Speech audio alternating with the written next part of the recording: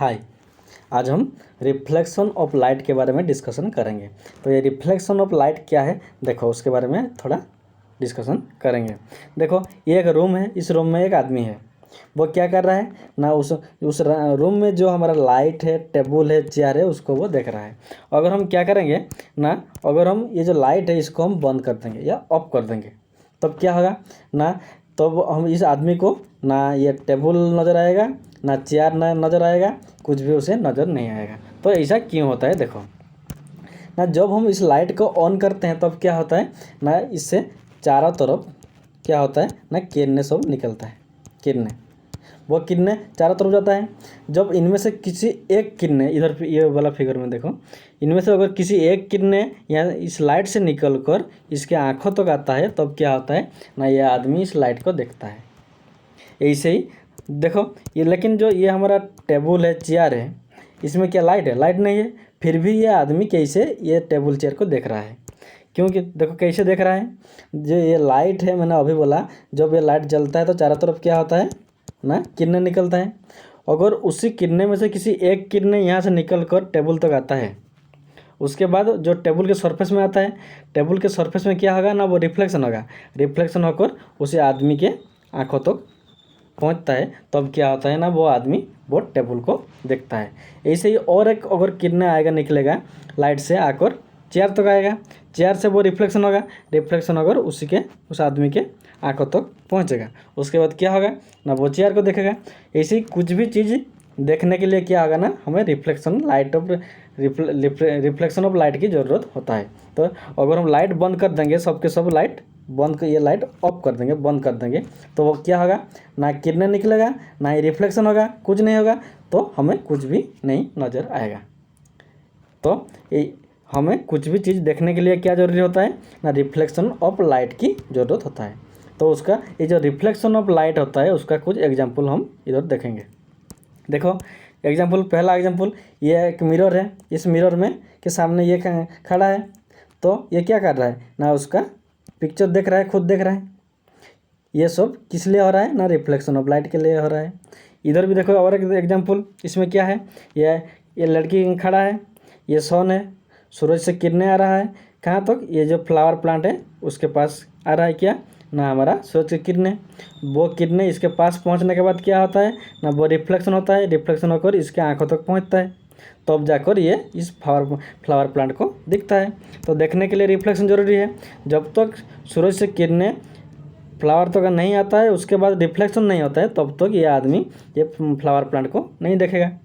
ऐसे ही और एक एग्जांपल देखो, ये सन है, यह ट्री है, क्या होगा ना, सन से किरणें आ रहा है ट्री तक, ट्री के आने के बाद क्या होगा, रिफ्लेक्शन होगा, रिफ्लेक्शन होकर इसके आंखों तक पहुंचता है, उसके बाद ये इस ट्री को देखता है। ऐसे हमें भी अगर इस ट्री को देखना है, तब क्या होगा ना, सूरज का जो किरणें होता है वो ट्री तक आएगा, ट्री से रिफ्लेक्शन होकर हमारे आंखों तक आएगा, उसके बाद हम देखते हैं।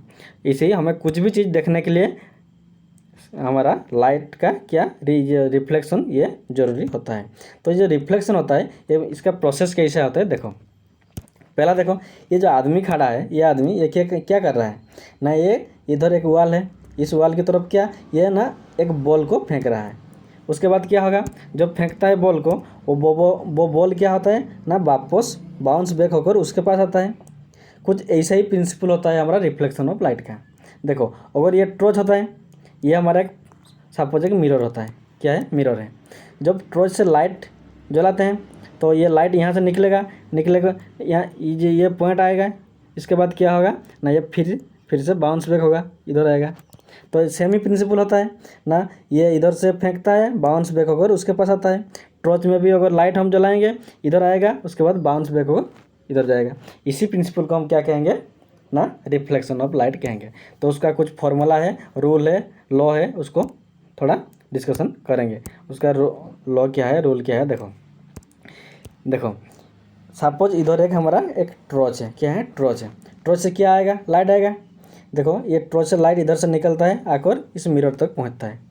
ये हमारा एक प्लेन मिरर है, तो इधर पहुंचता है। तो ये याद रखो, ये जो हमारा टॉर्च से निकलता है लाइट और मिरर तक पहुंचता है, इसको हम क्या कहते हैं, इंसिडेंट रे कहते हैं। इंसिडेंट रे किसे कहते हैं ना, टॉर्च और हमारा प्लेन मिरर के बीच में जो लाइट के किरणें होता है इसको क्या कहेंगे, इंसिडेंट रे कहेंगे।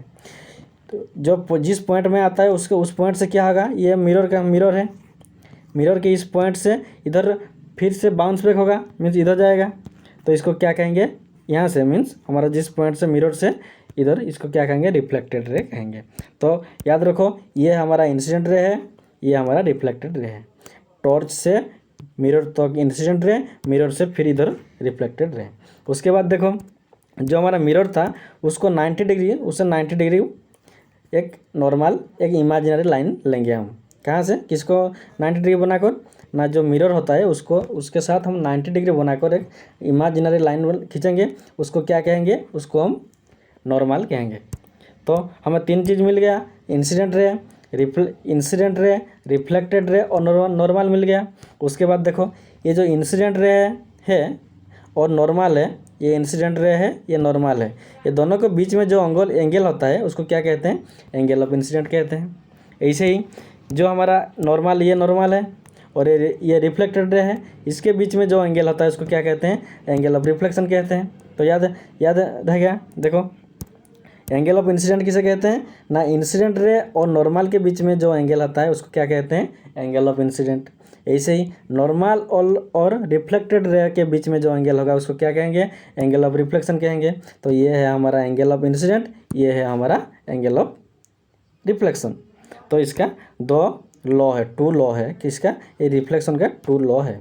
तो वो लॉ को हम देखेंगे। फर्स्ट लॉ देखो, रिफ्लेक्शन का लॉ का फर्स्ट लॉ क्या कहता है ना, फर्स्ट लॉ कहता है angle of incident ray reflected ray, कौन सा है, ये हमारा एंगल इंसिडेंट रे है, ये रिफ्लेक्टेड रे है, और पॉइंट ऑफ और नॉर्मल, ये नॉर्मल है, मैंने अभी बोला।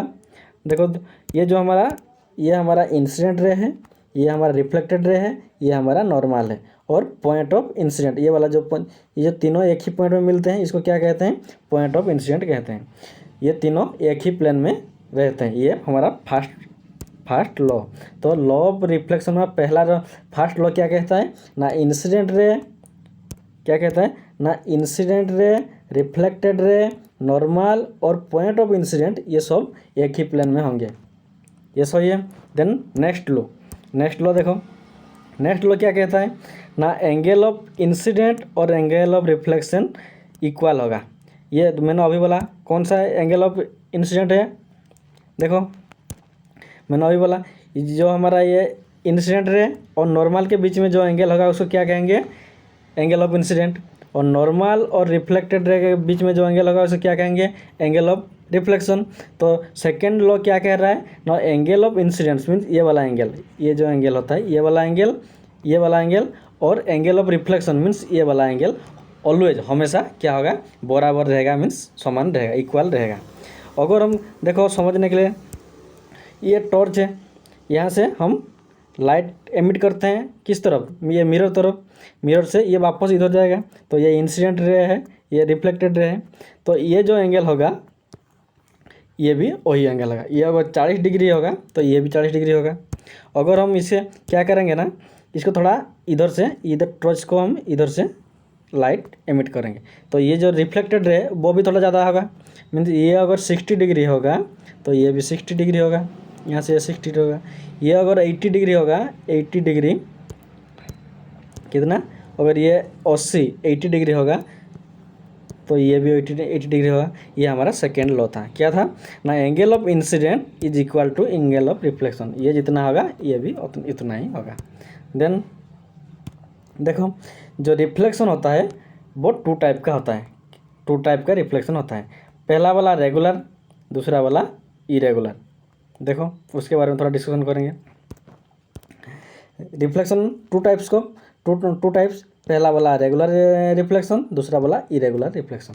तो रेगुलर रिफ्लेक्शन कहाँ पर होता है, इरेगुलर रिफ्लेक्शन कहाँ पर होता है। देखो जब हम किसी प्लेन मिरर के ऊपर लाइट का एमिट करेंगे या हाईली पॉलिश्ड, जैसे ये देखो ये मिरर है, अगर इधर हम क्या करेंगे ना लाइट को एमिट करेंगे तो रिफ्लेक्शन क्या होगा, ऐसे ही होगा। देखो ये पैरेलल आ रहा है, ये तीनों जो रे है ये क्या हो रहा है, ये जो 3 रे है, ये 3 इंसिडेंट रे है, ये तीनों इधर आ रहा है, ये तीनों पैरेलल है।